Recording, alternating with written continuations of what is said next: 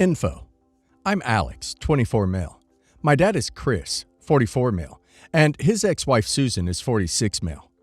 When I was 8, my mom died in a car accident. Moving on. When my mom died, it was just me and my dad for years. Things were good. We spent time together. We worked on cars together.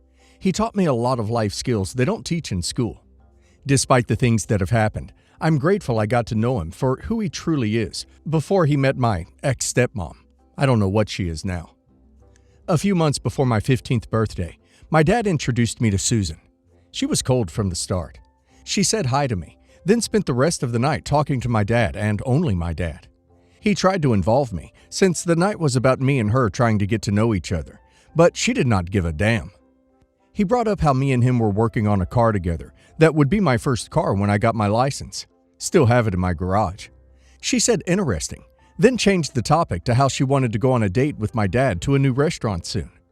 The following week, he asked me if I wanted to go on an outing with him and Susan to try and make that connection. I agreed, because why not? I wanted my dad to be happy. I should try and like this creature invading my life. We went to the movies and then out to eat. She did not speak a word to me. I asked what she did for work. Silence. I asked what she likes to do in her free time. Silence. I asked if she has any hobbies, maybe we share in common. Silence. I said I enjoy basketball and asked if she liked any sports. Silence. My dad picked up on this and encouraged her to talk to me. It just felt so forced, and I still don't know why, as I wasn't out as gay at the time, and she just hated me for existing. 3 months after I met her, my dad told me he proposed. I brought up how she hated me and refuses to talk to me. Why would he propose to someone that will make living in the house I grew up in feel like a prison? I have to suffer through 3 years until I move out. He told me she will warm up to me and how she's told him she wants to know me, but I'm the one who isn't trying. Me. I invited that B to my basketball games with my dad, and she declined every time. There was no lack of trying on my end. Be that as it is, she eventually moved in, and as I thought, the house felt cold, and I spent all my time in my room because I just did not feel wanted anymore. The house no longer felt like I belonged there. A month before I turned 16, they got married. I wasn't invited. Kid-free wedding, alcohol. They didn't want loud distractions at the event. I don't know. I stopped caring about their relationship at this point. I could tell my dad felt awful and told me we would spend time together after the wedding, just me and him, to make up for it. I told him sure. I'll believe it when it happens, since we don't spend time together now anyway. We don't even work on my car together anymore. I do it by myself when he buys the parts for me. He supposedly bought me some tickets to go see my mother's parents, and we were going to spend a week seeing where she grew up. Even now, I feel like I'm going to start crying. None of this would have happened if my mom didn't die. None of this would be a thing if my dad listened to me about the woman he found after my mom. Anyways, when I turned 16, I asked my dad to talk to him alone without Susan. Just me and him. He agreed, and I said we can go to the park. Loved it there. The last memory I have of my mother is there. I came out to him, and it was an emotional moment. He didn't get mad or anything. He was supportive. He put his hand on my shoulder and told me he still loved me and how this changed nothing between us, and I believed him. I asked him not to tell Susan, as she would make it all about her religion and how it's wrong, just the normal hateful crap people say in the name of love. Things were good between us for a while. My dad went back to helping me with my car, and we got it going just after I got my permit. I ended up getting a boyfriend a few months later and wanted to introduce him to my dad. Susan was there by default, and I knew it wasn't going to go well, but I did it anyway, because my dad didn't hate who I was, so I was hoping he would stand up for me. He didn't. Throughout the night, Susan made rude comments such as, "You don't look or sound gay. I think you're confused." Or, "There's plenty of attractive girls in your school. Why don't you talk to one of them?" Or, "There's time to correct the path." Stuff like that. My dad stayed silent for it all. He tried to make me feel better with a smile every so often, but even my now ex-boyfriend felt uncomfortable and unwanted. Couldn't blame him. I didn't feel wanted either. After that fun-filled night of judgment, and I brought him home, Susan stopped me at the door while my dad was in the shower and told me she didn't want him back in her house and how wrong it was to parade sin in front of her. I told her it was my house first. It was my mother's house first. It's still my father's house, and she's a guest. Marriage be damned. She didn't like that and walked away. I thought that would be the end of it. It wasn't. My dad became distant with me after that. We didn't really hang out together anymore, and he never asked me how it was going with my boyfriend. I assumed Susan was getting to him, and I was right. We fought a lot, just constantly, over dumb stuff. I accused him of favoring his self-righteous bee of a wife over his son, and he told me I'm ungrateful for all he's done for me, and continues to do for me, but he can't sit back and accept the life I'm choosing to live. He went from loving me unconditionally and supporting me in who I am, to hating me over the course of a year. When I turned 17, it all came to a head, and me and Susan got into it. She told me I will burn in hell for choosing a life of sin, and my dad let her. When I told him to say something to her, to defend me for once, he said no, and he agreed with her. I called him a coward and an embarrassment of a father. He said my mother would be ashamed of me, and I'm no son of his, and told me to leave and not come back. So I did. I slept in my car for a month before my boyfriend found out what I was doing and dumped me because it was embarrassing being with someone who's homeless and didn't want more judgment in school. No dad, no mom, no boyfriend, just me by myself in my car. I tried to keep going to school, but stopped after a while. It just didn't feel worth it. Didn't die, stole stuff, and sold it to save up money. Did other stuff to live. Drove until I didn't know where I was anymore. Got a job, got a place to live, got a social life at 20. Now, living states away, I'm 24 and am relatively okay. Not successful by any means, but I'm comfortable. I work in a small garage. I have a boyfriend who I've lived with for a year. I have friends who support me and enjoy being around me. I haven't spoken to my dad since I left. I've kept no tabs on him. I haven't looked him up on social media. I just don't care to. Well, about a week ago, I get a message on Facebook. It's my dad. He tells me he's been trying to contact me for years, but couldn't find me, which is fair. I haven't had social media. He divorced his wife and desperately wants to try and make it right between us before he dies. He has cancer, but I want to make it clear, it's not terminal. He's getting treatment. Yes, he could die, but I could also die walking to take a crap in the morning, like whatever. He regretted kicking me out. He never agreed with what Susan was saying, but felt he had to agree because she seemed so knowing and right. I don't know, bro. He wasn't religious before he met her, but apparently spreading her legs, he saw God. He wants to meet me and catch up. He told me if he does die, the house is mine, the cars are mine, his money is mine. He doesn't have any money, so at most I'd get a couple grand. Wowee. I'm completely uninterested. I replied, "You kicked me out in favor of your bee of a wife, who spent the entire time she knew me pushing us apart, and you let her. I was 17, letting grown men have their way with me for money, so I didn't starve.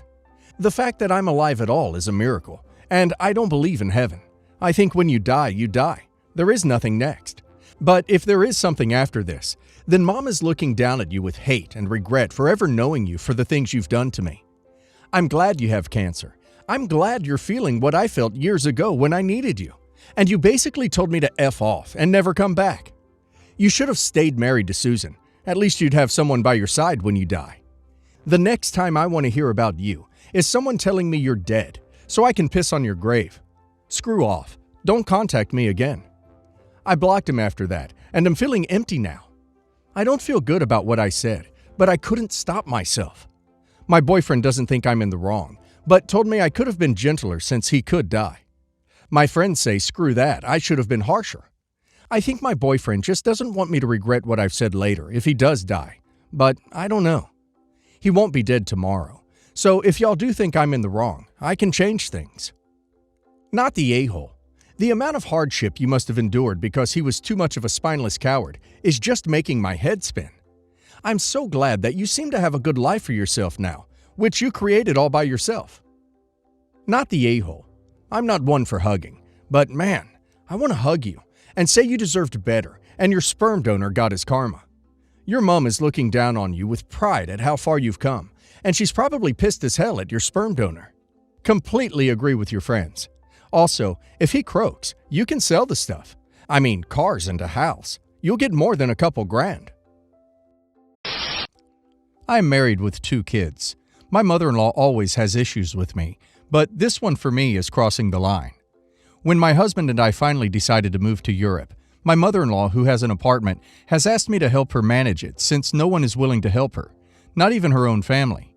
She told me the money from the apartment goes to the kids' savings, and also I will get a share. I did not care about getting money from her or anything, since I am financially stable. I just want to be on good terms with her, so I accepted to help.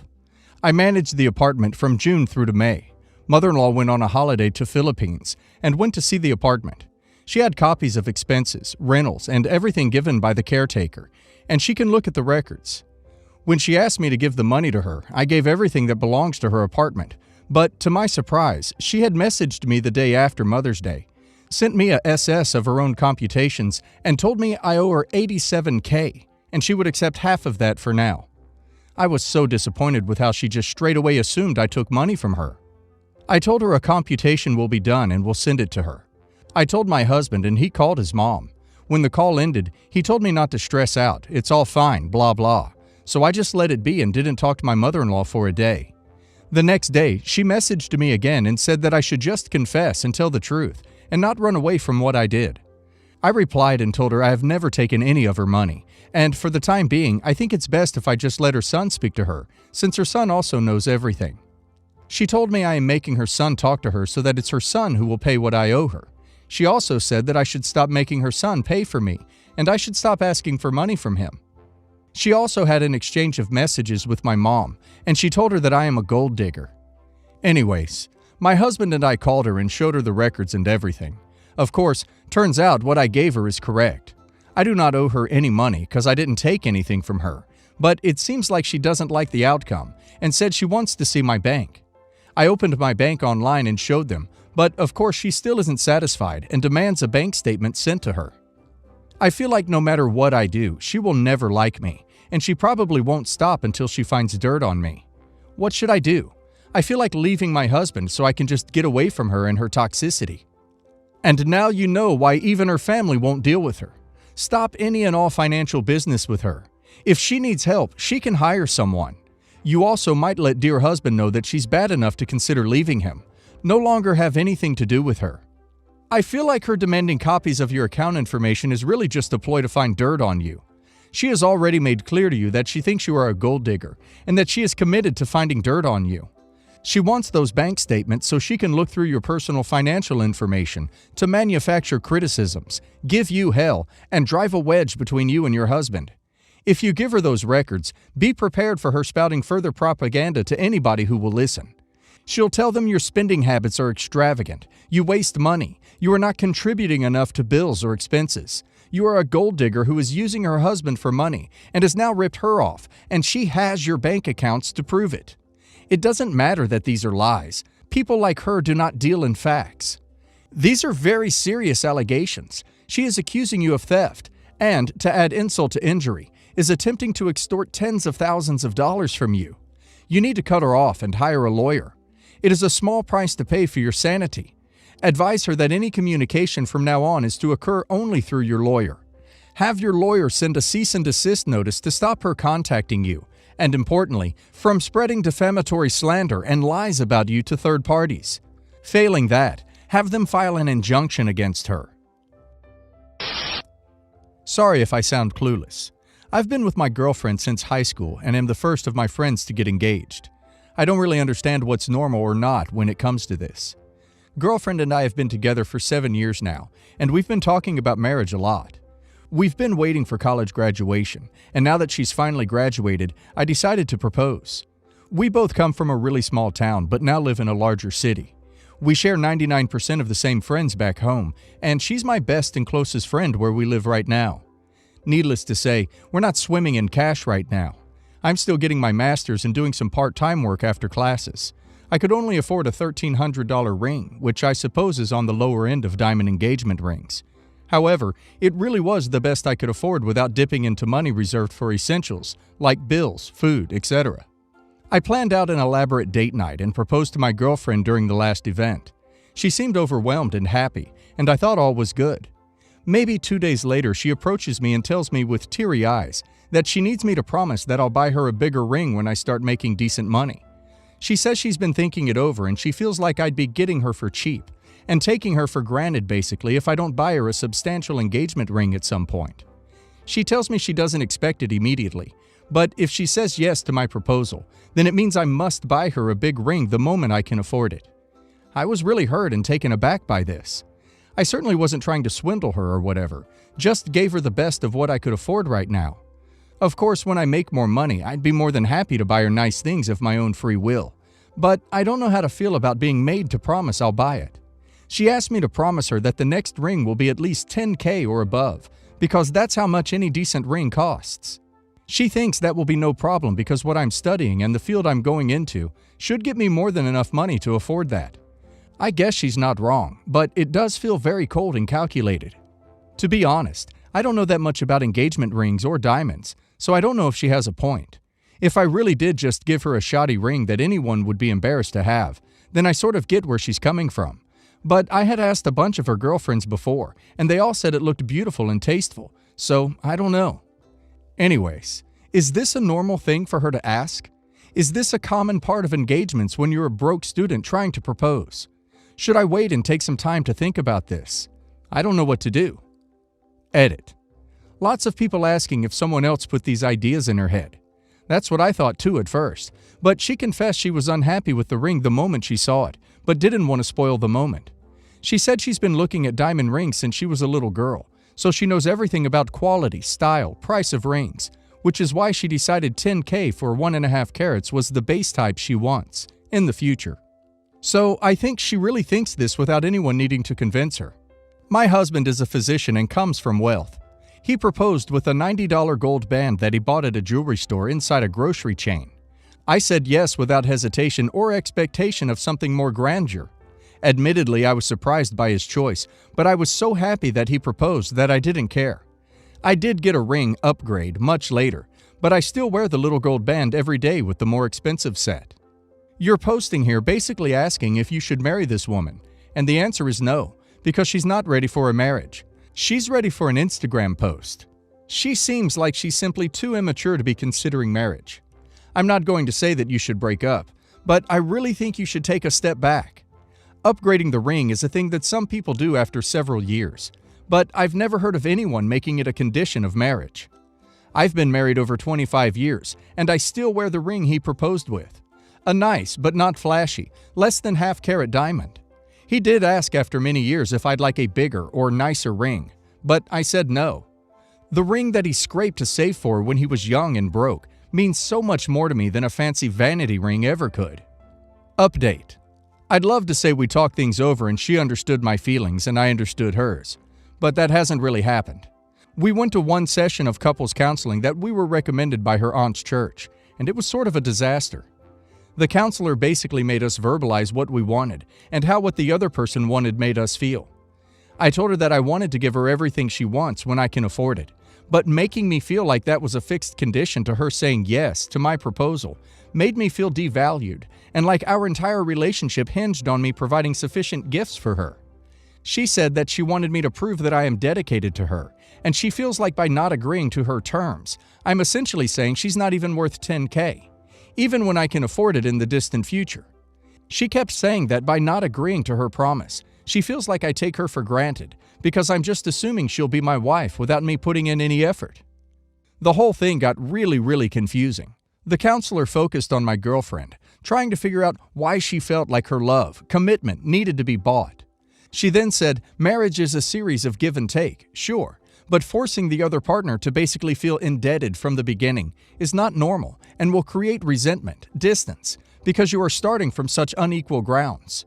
Also, girlfriend's terms implied punishment if I didn't uphold my side, I guess divorce.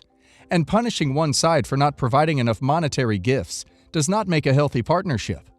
That made my girlfriend super angry, and she kept saying it's not about being bought. It's about showing how much sacrifice you're willing to make for the other person's wants. I guess for her it's not about the size or clarity or whatever of the diamond. She literally just wants to know that I'd be willing to drop $10,000 plus on a thing she wants, because I should feel at peace spending that much money on her. I guess to simplify things in her eyes, it's like I had the choice of her and $10,000, and I am trying to choose the $10,000 over her. So yeah, she refuses to go back for more sessions because she said the counselor was being unfair towards her. I tried to convince her otherwise because, honestly, I thought that one session did a good job of helping me understand her side too. I get why she wants a big ring to feel content in my commitment for her, and I told her I'd honestly be very, very happy to buy it for her one day. I just don't feel right being made to agree to her strict terms, as if I owe her a life debt until I can finally buy her that ring. Since then, things have been really rocky between us, and we mutually agreed to call off the engagement until further notice. The hard thing is, she's reverted back to her "I don't want to talk about this ever" phase, which makes me feel like I'm stuck in a place where I can never get any peace or resolution. Anyways, I know this update doesn't really tie things up very neatly. We're still dating, we're not engaged anymore, and I honestly don't know what's going to happen in the future. I guess we're just treading water for now. I have one sibling, a younger sister, 29. For years, my sister struggled with school and in her personal life, and in what I believe, was a misguided attempt to help, my parents babied her big time. They moved her into an apartment while she was in school and paid for her rent and expenses. Meanwhile, I couldn't move out until I was 22 and could afford rent and all my expenses on my own or with roommates. Today, I have a good job, and although I'm not well off by any stretch, I'm doing pretty good for myself. My sister finished school last year and now also has a good job. One that if she really applies herself, she could make more than I do. However, I recently learned something, and I'm not sure how to feel about it. For years, my mom always said that Sarah would get my great-grandmother's engagement ring. This thing is a serious rock. It's beautiful with several huge diamonds. Fine by me, it's not quite my style. And my mom said that she believed the types of guys my sister dated would never be able to give her anything like it. I always thought that the latter was a weird reason, and a big assumption, but the former reason making sense. It's maybe not something I'd appreciate as much as she would. Fine, totally fine. However, now, I was at my sister's last week, and she ended up showing me two more things. One from the same grandmother, and another from our other grandmother, that my mother also gave to her. Now, one of those rings I always loved. It's more of a vintage-looking band, and I always assumed it was probably costume jewelry. But my sister told me she had it appraised just to see, and it's actually very much a real gold band with real diamonds. The other ring is a gold band my other grandmother used to always wear. That one is a little strange to me that my mother would have given it away, as it was her mother's and the only thing she had of her mother's. One of my aunts wiped out my grandmother's place when she died. I really don't know how to feel here. The not as important factor here is the fact that my sister now has, or will, every valuable family heirloom from both our grandparents. And the main factor is that my mother seems to have left me out of all of these discussions, or isn't setting any heirlooms aside for me. I don't know how to bring it up to her either, because she's super sensitive and non-confrontational, and will either try immediately to say she didn't mean Sarah could keep them forever, or she didn't mean to, Sarah just asked for them, so she didn't know what to do. I'm so independent, and Sarah is not, so she'll never be able to buy something like that for herself. I don't know. I feel kind of hurt, but also like maybe I'll need to just let it go. Thoughts? Should I try to bring it up? I really would hate if my mom thought I was fishing for valuables or something. Edit. My parents have always underestimated my sister in terms of what they thought she was capable of, and used it as a reason to help her out and be there more for her. She took a while to finish school in their eyes, so they immediately assumed she wouldn't survive on her own and paid her bills. When in reality, she worked hard and is doing amazing now, yet they seemingly haven't noticed. And one reason why my mother said she was giving her one of the rings in the first place was because she wouldn't be able to find a man that could ever afford one for her, which is a huge leap and an underestimation. I should also mention here that I'm not married, so it's not like by comparison I have found a man that could buy me a ring. So your sister's going to be the one to change your mom's diapers, right? I would take this as a sign to get a job a few states away and love your mom very much from afar. I really think there's nothing you can do. It sucks to not be the favorite, but it is what it is. The only thing that could possibly happen is your mom is going to resent you, and your sister will be mad if they take one of the sets they gave to her and give you the pity ring. Plus, then you won't even like it because of the manner in which it has been given to you. I'd say just move on and invest yourself less in your mom. This is actually something I would bring up with your mom if this was something that has hurt your feelings.